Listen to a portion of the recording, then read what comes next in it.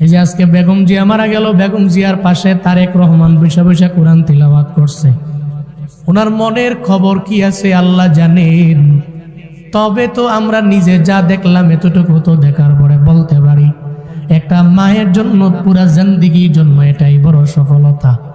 উনি অনেক বড় নেত্রীর জন্য বলি না, প্রত্যেকটা মায়ের জন্য এটা জিন্দেগির মধ্যে বড় সফলতা, প্রত্যেকটা বাবার জন্য এটা সফলতা।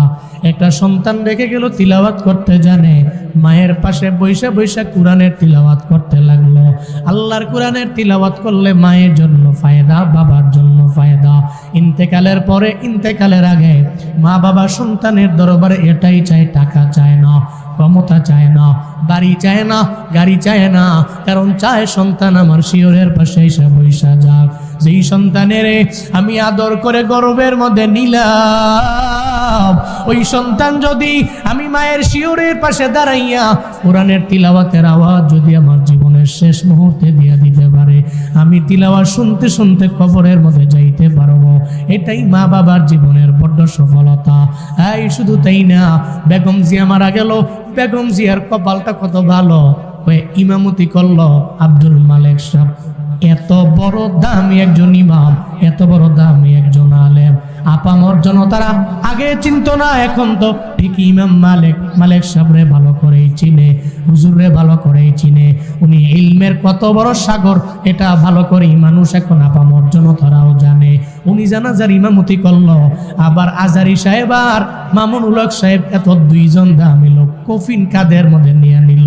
এর চাইতে দামি মরণ আর কি হতে পারে বলেন না? একটা মা বাবার জীবনে এটাই তো জীবনের সেরা অর্জন। এর চাইতে বড় পাওয়া জমিনের মধ্যে আর কেউ কিছু নেই। এর চাইতে বড় অর্জন আর সফলতা এই জমিনের মধ্যে আর কিছু হতে পারে না। মনে রাখবেন রে বাবা, জীবনের সবচেয়ে বড় অর্জন হলো কোরআনটাকে বুকের মধ্যে ধারণ করা। আর যদি মরার আগে ডান বাম থেকে কোরআনের সাউন্ড শুই না মরে যাইতে পারে, আর যদি মৃত্যুবরণের পরে নিজের ছেলে যদি তিলাওয়াতের সাউন্ড দিতে পারে, এর চাইতে সফল জীবন দুনিয়ার অন্য কোনো ব্যক্তির হবে না, ঠিক কিনা? মরার আগে আপনার ছেলে আপনার শিয়রের সামনে হাজির হয়ে গেল,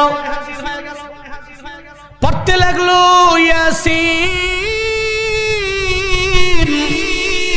ওয়াল কুরআনিল হাকীম ইন্নাকা লামিনাল মুরসালিন আলা সিরাতিম মুস্তাকিম। সুন্দর করে ইয়াসিনের তিলাওয়াত যখন আপনার শিয়রের পাশে দাঁড়ায় দাঁড়ায় পড়তে